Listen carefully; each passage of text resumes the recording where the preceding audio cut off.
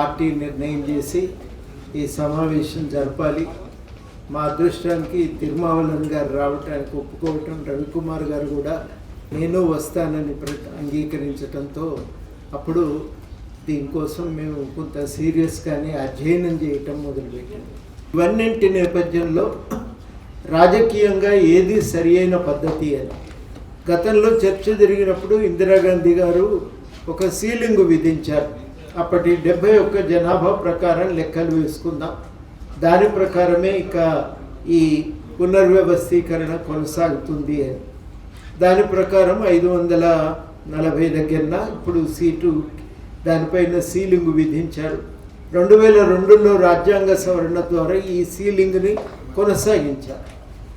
ఇప్పుడు 2026 వరకు ఆ సీలింగ్ వర్తిస్తుంది. రేపు 2026 పునర్వ్యవస్థీకరణ అంటూ జరిగితే ఏం చేయాలి అనేది ప్రశ్న. ఈ అసమతౌల్యత తలెత్తకుండా ఉండాలి అంటే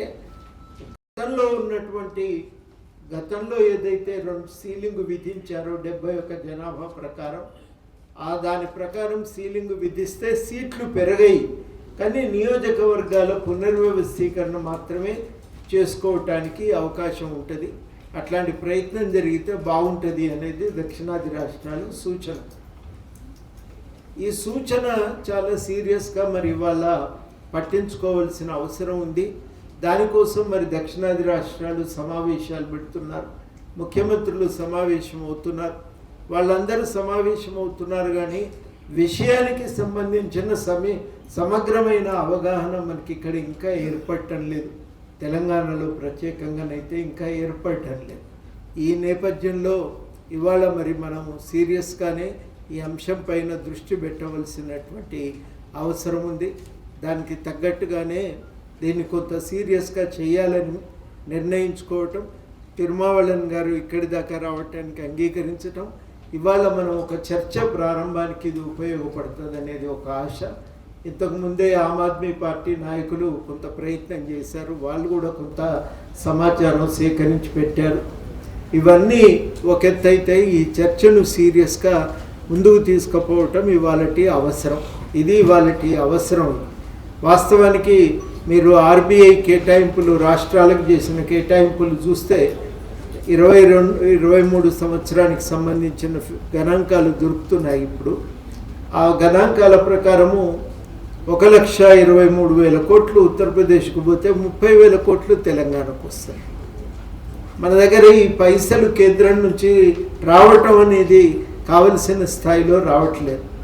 ఈ పైసలు రాకనే కదా 400 ఎకరాల మీద పీకులాట ఇంతగా పంచాయతీ జరుగుతున్నదంటే అది ఒక ప్రధానమైనటువంటి కారణం. కాబట్టి రాష్ట్రాలు చాలా ఇబ్బందుల పాలు కాగలిగేటువంటి పరిస్థితి కూడా ఒకటి మన కళ్ళ ముందు కనబడుతున్నది. ఈ నేపథ్యంలోనే మనం కొంత ఈ సీరియస్గా మాట్లాడాలి. వాస్తవానికి రాష్ట్రాల పునర్వ్యవస్థీకరణ కమిషన్ మీద పార్లమెంట్లో చర్చ జరుగుతున్నప్పుడు అంబేద్కర్ సీరియస్గా మాట్లాడాలని నిర్ణయించుకొని దానికోసం నోట్స్ కూడా రాసుకుంటాడు కష్టపడి. కానీ ఆ రోజు ఆయనకు అనారోగ్యం కారణం చేత సమావేశానికి వెళ్ళలేకపోతారు. చాలా దురదృష్టకరమైంది. కానీ ఆయన ఆ సమావేశానికి వెళ్ళలేకపోయినప్పటికీ మొత్తం మీద చర్చ అయితే ఒకటి జరగాల్సిన అవసరం ఉంది అని భావించి తన అభిప్రాయాలను ఆయన ఒక పుస్తకంగా ఆయన అచ్చువేశారు. ఆ రోజుల్లో అంబేద్కర్ చాలా సూటిగా ఒక మాట అంటాడు. ఆయన ఏమంటారంటే, పునర్వ్యవస్థీకరణ కమిషన్, ఫజల్ అలీ కమిషన్ ఇచ్చిన సూచనలు బాగాలేవు, బలమైనటువంటి ఉత్తరాది రాష్ట్రాలు, బలహీనంగా దక్షిణాది రాష్ట్రాలను ఏర్పాటు చేస్తున్నారు మీరు. ఇప్పటికే సాంస్కృతిక పరమైనటువంటి తారతమ్యాలు ఉన్నాయి, అనుమానాలు దక్షిణాదిన పెరిగే ప్రమాదం ఉంది. ఇది మనలంతా ఒక రాష్ట్రంలో ఉండాలనే సూత్రం పనికిరాదు. ప్రతి ప్రాంతానికి ఒకే భాష మాట్లాడే వాళ్ళు ఉండటం కరెక్టే, కానీ ఒక భాష మాట్లాడే వాళ్ళంతా ఒకే రాష్ట్రంలో ఉండాలని ప్రయత్నం చేస్తే అనవసరమైనటువంటి పెద్ద రాష్ట్రాలు ఏర్పడటానికి కారణమవుతుంది. ఈ పెద్ద రాష్ట్రాలు దక్షిణాదినేమో చిన్న రాష్ట్రాలు, ఈ వ్యత్యాసం మంచిది కాదు అని ఆయన ఆ రోజుల్లోనే అనుమానాలు వ్యక్తం చేసిండు. ఇది దక్షిణాది రాష్ట్రాలలో అనుమానాలు బలపడటానికి కారణమవుతుంది.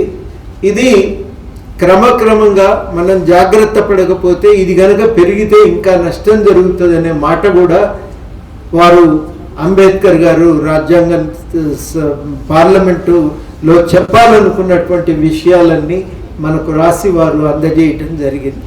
అట్లా ఒక పరిస్థితి మనకు భారతదేశంలో అంబేద్కర్ అప్పుడే మనకు అనుమానాలు కొన్ని వ్యక్తం చేసి ఉన్నారు. ఇవాళ మరి ఈ దక్షిణాదికి ఉండే ప్రత్యేకతల్ని ఇవాళ ఉన్నటువంటి కేంద్ర ప్రభుత్వం, బీజేపీ ప్రభుత్వం గుర్తించకపోవటం, ఇక్కడ ఉన్న సాంస్కృతిక ప్రత్యేకతలని పట్టించుకోకపోవటం, ఇవన్నీ కూడా సమస్యలకు అదనంగా ఆజ్యం పోస్తున్నట్టుగానే ఉన్నది. ఇది ఒక ద్రవిడ ఉద్యమానికి కేంద్రమైనటువంటి ప్రాంతం, ఒక ప్రత్యేకమైన సంస్కృతి, ఒక భాష, జీవన విధానము ఉన్నటువంటి ప్రాంతాలు ఇవి. ఈ ప్రాంతాలకు ఉండేటువంటి ఈ ప్రత్యేకతను, చారిత్రక వారసత్వాన్ని దృష్టిలో పెట్టుకొని జాగ్రత్తలు పాటించటం అవసరమనేటువంటి హెచ్చరికలు చాలామంది చరిత్రకారులు కూడా చేస్తూ ఉన్నటువంటి నేపథ్యం ఉంది. ఈ నేపథ్యంలోనే ఇవాళ మనం చాలా ప్రత్యేకంగా ఈ చర్చను మనం నిర్వహించుకుంటూ ఉన్నాం.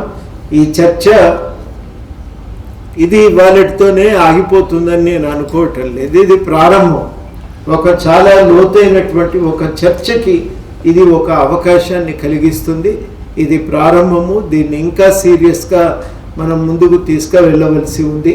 దీన్ని మొట్టమొదట తమిళనాడు గుర్తించటం కారణం లేకపోలేదు. ముందు నుంచి కూడా తమ అస్తిత్వాన్ని కాపాడుకోవాలనే తాపత్రయం కొంచెం ఎక్కువగా ఉన్నటువంటి ప్రాంతం కాబట్టి అక్కడ ఈ విషయం మీద మరి వాళ్ళు చాలా ముందు నుంచి జాగ్రత్త పడుతున్నారు, చర్చ చేస్తూ ఉన్నారు. ఈ చర్చ మీరు మీడియా కూడా కొంత సీరియస్గా తీసుకోవలసిందిగా, మేము కూడా మీకు కొంత సమాచారము ఐఏఎస్ కోసం అవసరాల కోసం ప్రిపేర్ చేసినా కానీ కొంతమంది ఆ పిల్లల కోసం తయారు చేసిన సమాచారం మనం కొంత నెట్లో దాన్ని సంపాదించడం జరిగింది. దాన్ని అంతటినీ కూడా మీకు మన వెబ్సైట్లో, మీడియా వెబ్సైట్లో కూడా మీకు అందజేస్తాం.